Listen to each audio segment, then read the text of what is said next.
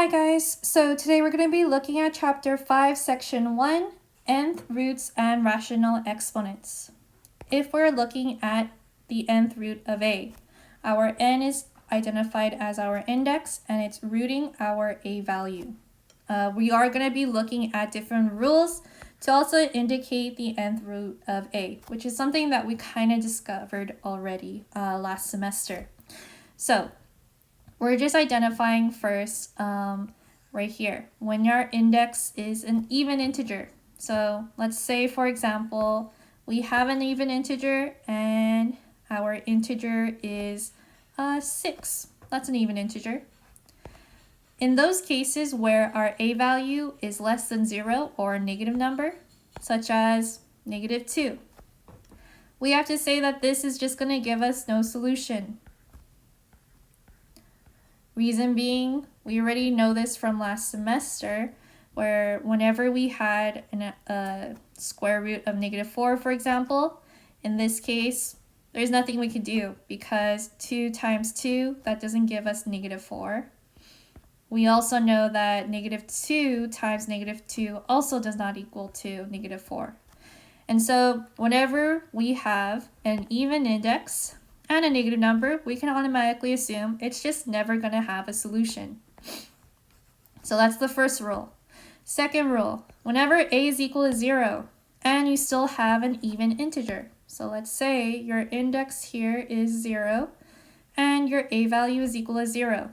Or actually, sorry, your index should not equal to 0. Your index is supposed to be an even number like 10, for example. Automatically, I can assume that this will always have or equal to 0, because the only number that's the same that multiplies together to get 0 is just 0. And so we would consider this to just have just one real solution or one real nth root. You only get 0 as your answer.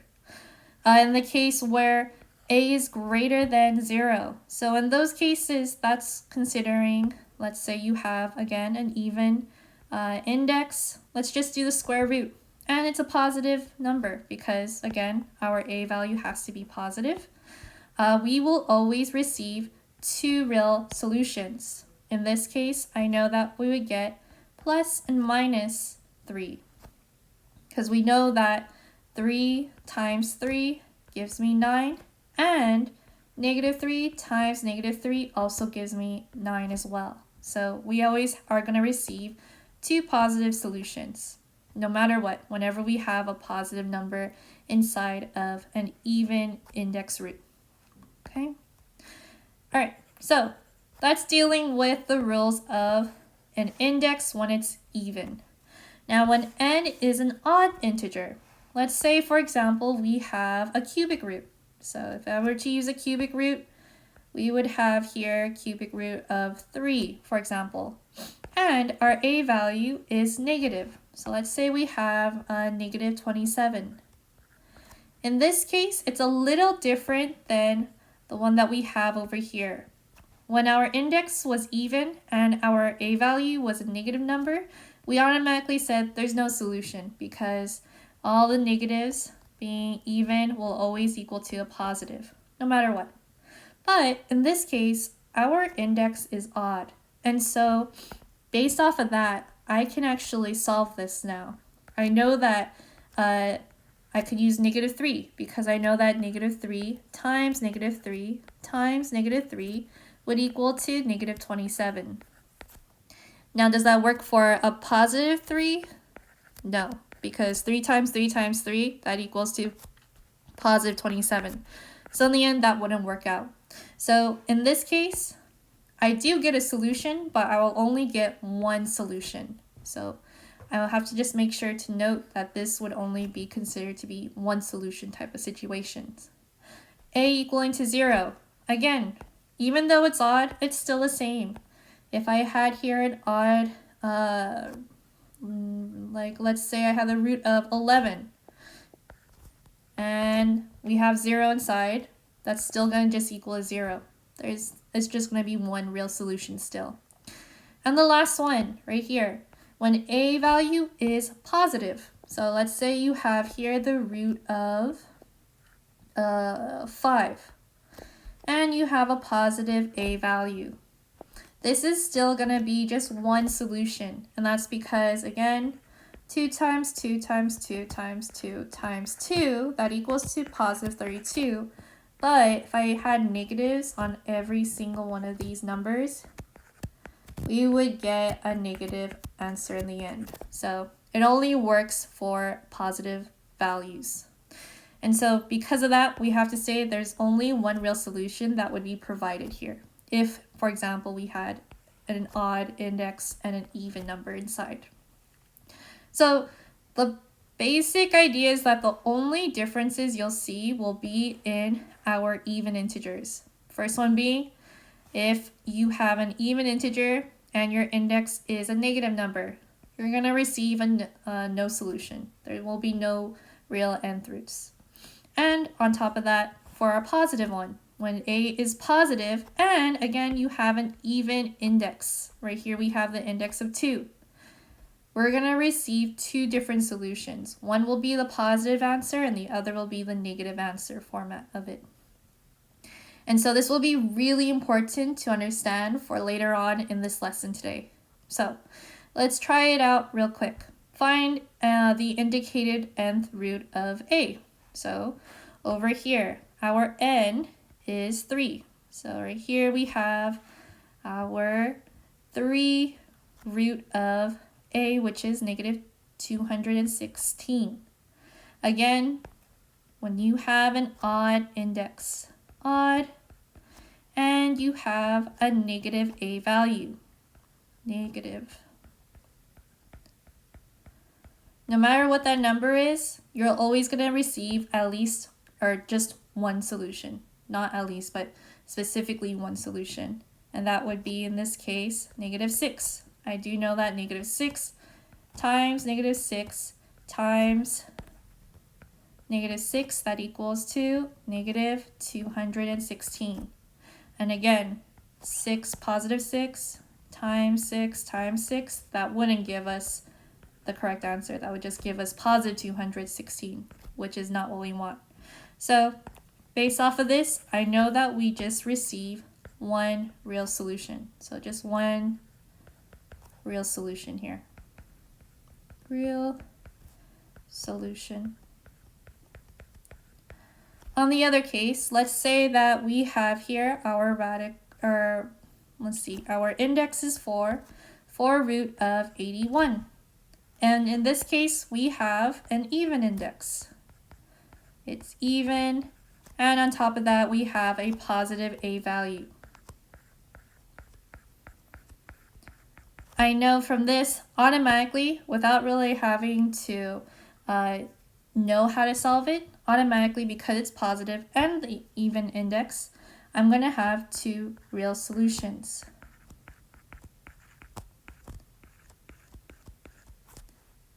Solutions.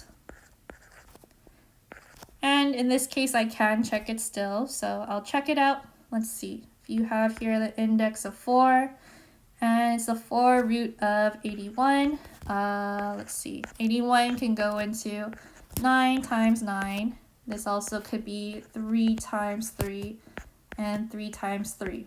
So I know that inside here, I could use a grouping of 3 times 3 times 3 times 3.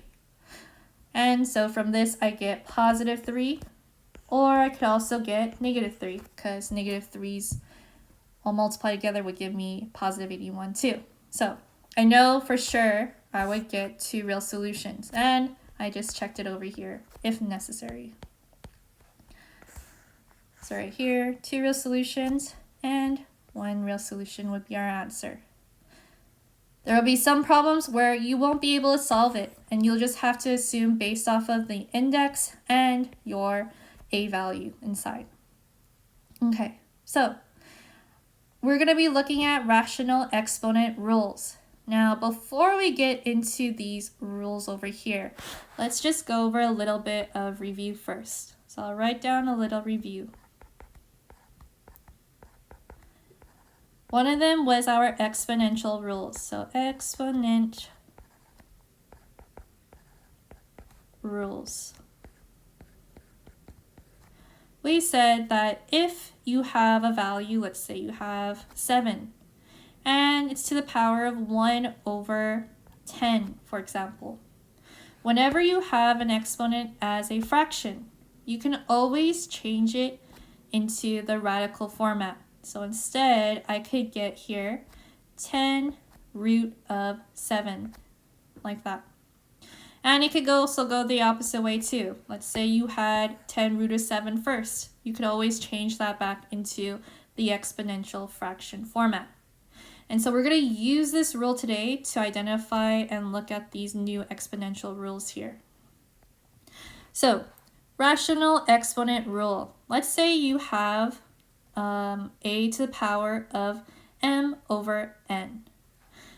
If you want, you can expand it first if that helps you understand the process a little bit more. I could do that by splitting it up. And the reason why is because m over n is like saying you have 1 over n times m over 1, which is also just 1 over n times m. So that's what I did here. I just separated the m over n into 1 over n times m.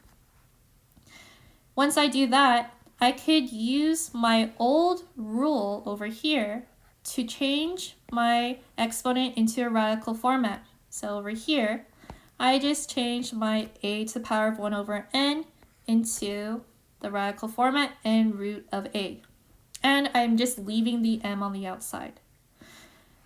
The other rule, so again, this was another part of a review. Whenever you have a number and it's to the power of a negative number, I need to start off first by dealing with the negative sign from the exponent. I need to start off first by changing my entire answer into a fraction format first. And if I do that, that changes my exponent from being negative to positive. And from here, I can start solving things out. So I could get here 1 over 25. Same concept goes for the following. If you have here a to the power of a negative m over n, you have to start off first by rewriting it as an exponent form so that you can change your negative sign into being positive. Once you do that, same exact rules apply from the first one over here. I'm going to split it up into 1 over n times m, and then after I do that, just rewrite my formula into our n root of a and leaving the m on the outside. And so this will be helpful for whenever we're evaluating an expression. So let's look at the expressions we have here.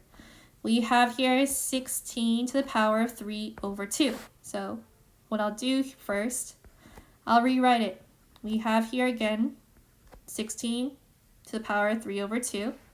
If I wanted to change this, I could separate the fraction as being 1 over 2 to the power of 3.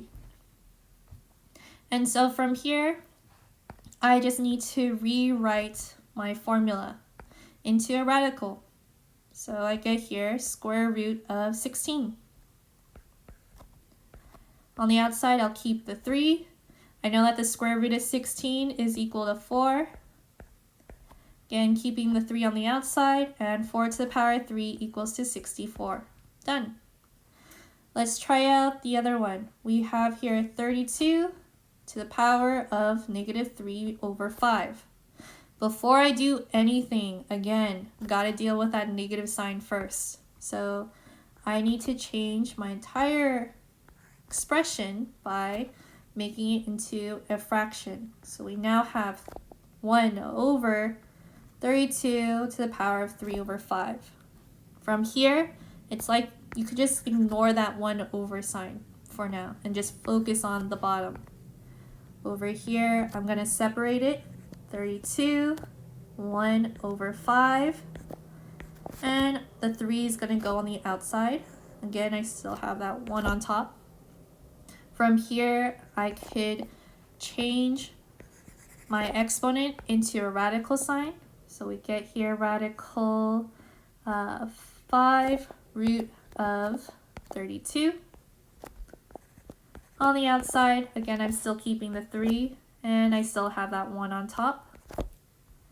And then the last thing to do is to solve it. I know that 5 radical 32, I believe it is 2 times 2 times 2.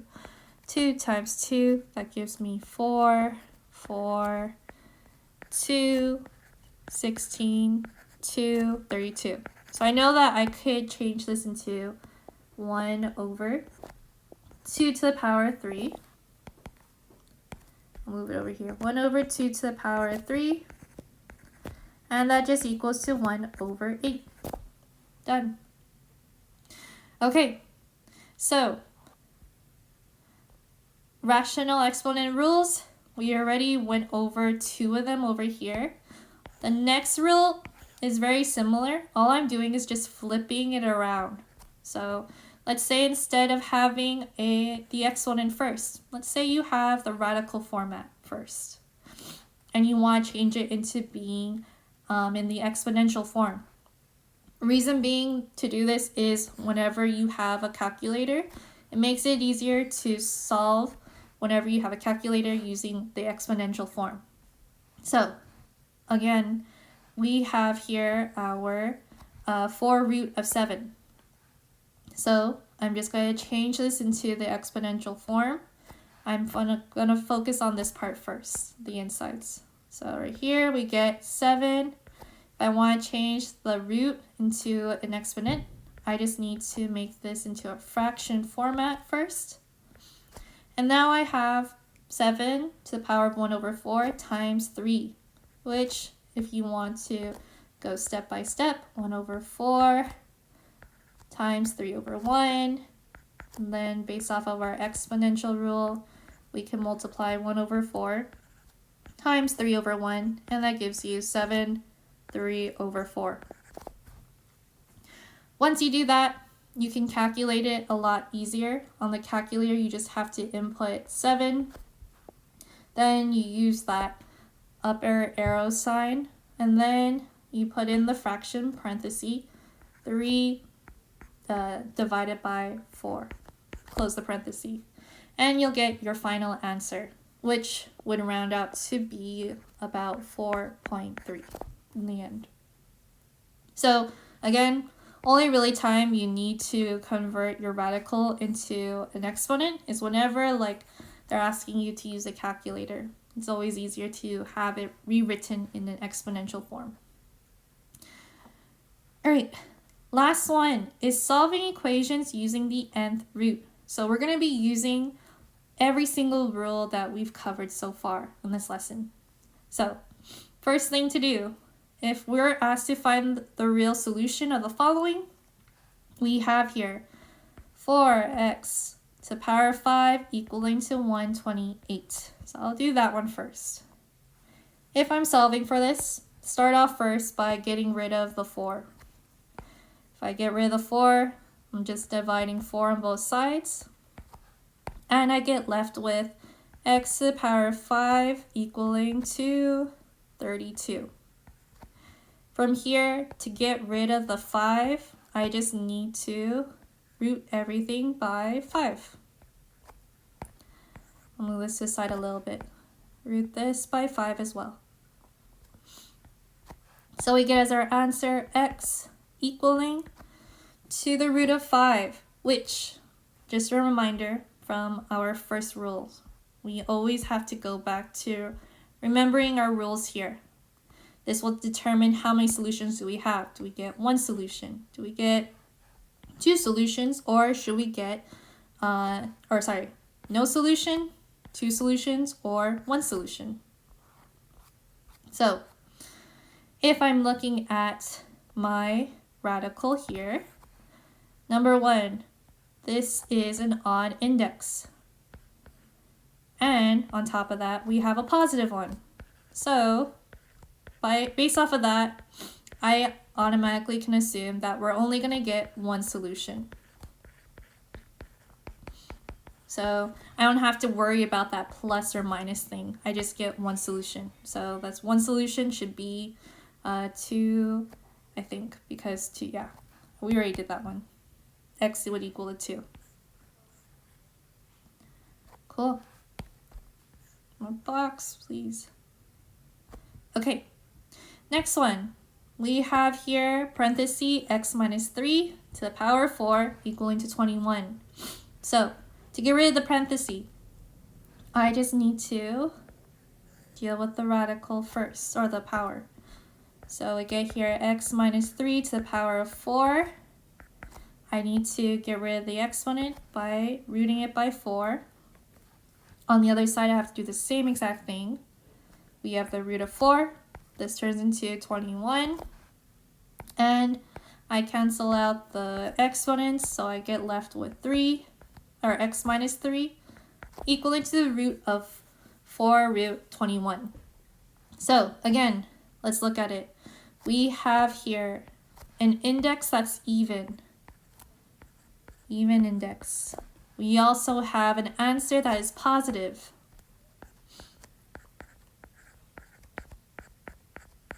So no matter what our answer is, we know that we're going to get 2 solutions in the end. One would have to be a positive answer and the other would have to be negative.